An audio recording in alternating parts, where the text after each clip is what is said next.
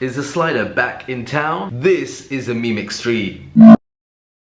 What's up guys and girls, welcome back to another video here on EMKWAN Reviews with me, EMKWAN. Xiaomi's Mi Mix 3 is a very interesting smartphone. Not only is it a new smartphone to compete in that mid-range category that offers a lot of specs, a lot of quality for the price point, but it's also a smartphone that might give us a glimpse into the future, particularly in 2019, as more and more manufacturers start moving away from what made 2018 the year of the notch. Now in this video, what I want to do is give you my honest review, having used this device for about 2 weeks now. Before I get into talking about what I like and dislike about the Mi Mix 3, I have to show you what is inside the box. All of this, we get ourselves, obviously the standard charging plug, the USB-C sync charge cable, but Xiaomi have also included, yes, a wireless charging pad in the box, and that's great to see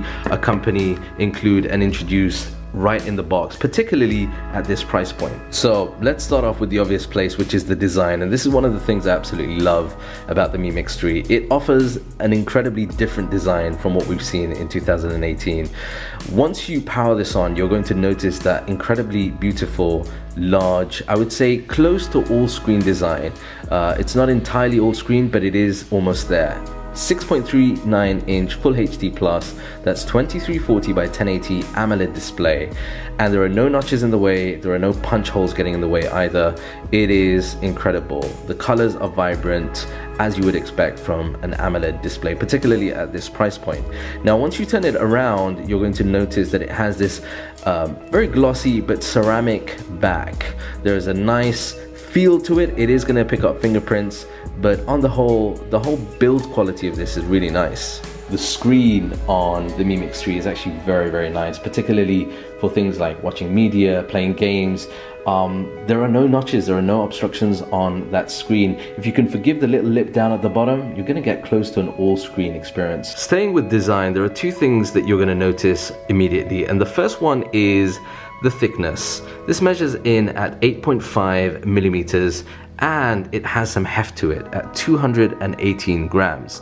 Now both the thickness and the heft are there for a particular reason, and that is down to the killer feature, which is that slider. The slider pull-up action brings about the front-facing camera. This was really fun and interesting because I handed the Mi Mix 3 to a few people and asked them to see if they could spot the front-facing camera, and you can guess it, a lot of them struggled to do it. But that front-facing camera is activated with that slide mechanism. Now you've got some magnets in here that control that movement.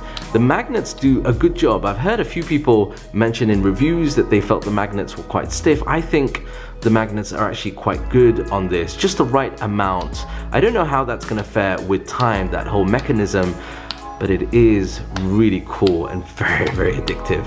It's a really interesting concept. Bring something back from the past that we've seen and used before when it comes to smartphones, and use that to give us that all-screen display that so many of us are yearning for. There may be some downsides to that though, and that is that this new slider mechanism will not make this suitable for water rating or dust. And again, as I mentioned earlier on, we don't really know how well that slider is going to hold up with time and use. I was quite impressed with the battery life.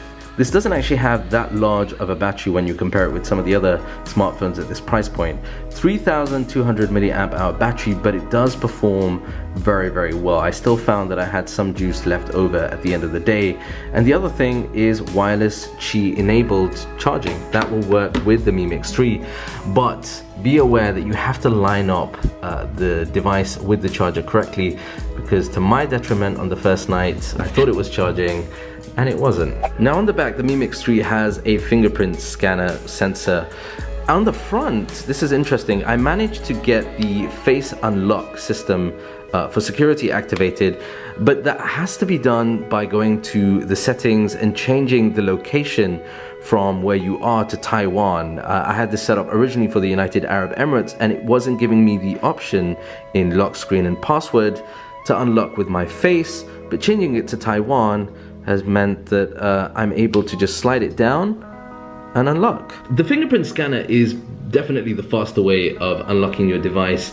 I have found some limitations, which has meant that, you know, if my fingers were really clammy or sweaty, trying to pull down to get the front facing camera to unlock was a bit of a challenge, and I'm not really sure why that can only be activated in certain regions and not all. Right out of the box, the Mi Mix 3 runs Android 9 Pie, and you also have Xiaomi's MIUI 10 OS, which is basically layered on top of that.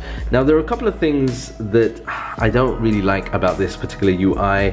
One of them is the fact that it removes the app drawer, and it means that icons need to be put into folders. It's just a little cumbersome, and it gets rid of that stock Android-like experience, which I am a big personal fan of. So performance has been interesting. I haven't had any issues whatsoever. This part of the world, you're going to get the Mi Mix 3 with 6 GB of RAM and 128 GB of internal storage. Some regions will get 8 GB, and others are going to get a whopping 10 GB of RAM, which I think really is a little overkill for this. It has the Snapdragon 845 processor, not the newer Qualcomm offerings like the 855, but it still does an incredible job. Gaming, you know, just running Android 9, there are no lags or hiccups that I've experienced with this. Interestingly enough, when a Geekbench test was done with this, it sits comfortably between two of the other rivals, both at the price point and the spec point. So it's slightly higher than the OnePlus 6T and just slightly lower than the Honor View 20. Alright, let's take a look at the camera setup. So you've got essentially dual 12 megapixel sensors on the back with 4-axis optical image stabilization, and then 2 times optical zoom, and that doesn't lose quality with the zoom. It performs really well in normal lighting and also in low lighting as well. There's a very interesting night mode that can be accessed. Images take a little longer to shoot in that night mode, but the quality, the details, and the color information in this mode is really impressive. I think at this price point, very good camera overall. The other thing is you also have the AI assistance. There are different modes, about 27 different modes that the camera will recognize, things like objects, faces, flowers, you know, so that can be used there as well. There's also video recording. I'm going to show you a sample in a moment, but something really quickly to be aware of: it will record up to 4K video at 60 frames per second. So this is a test on the video capabilities of the Mi Mix 3. Let me know what you guys think in the comment section down below. I think it does a good job at reproducing the color and doesn't exaggerate as much as some of the other recent Android smartphones that I've reviewed. Front-facing camera obviously is very easy to get to. Just slide down anywhere when using the phone and that will bring up the camera app. And it's got a dual front-facing camera setup. So the sensor is good for essentially providing depth data, and that allows, you know, obviously adjustments that can be done with the bokeh effect. And it's also got a front-facing LED flash to help in low situations. A really good selfie snapper. Alright, so what is my final verdict with the Xiaomi Mi Mix 3? Look, there is a lot that is happening in this part of the smartphone market, the segment, the mid-range segment. And I mentioned this a couple of days ago on my Instagram account. I'm really excited on what is happening here for consumers, and this is one of the reasons why I'm covering more of these brands and more of these type of models here on the channel this year. The Xiaomi Mi Mix 3 ticks all the boxes when it comes to specs at really great prices. It's well built. There are a ton of specs internally that are going to really give you great value for the money that you're putting in.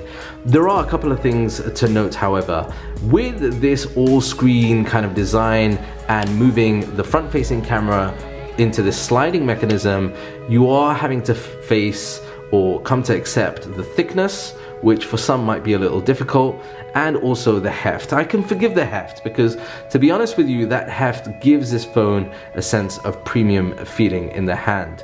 But how well would this whole mechanism hold out with use? It's held together with magnets, as I mentioned earlier on. How durable is that going to be with time? Anyway, I'd love to know your thoughts on that. Leave your comments down below. Let me know what you think about the Xiaomi Mi Mix 3, if you've handled it, if you've used it, what you think of this implementation. I'd love to read your comments. Until next time, peace and blessings.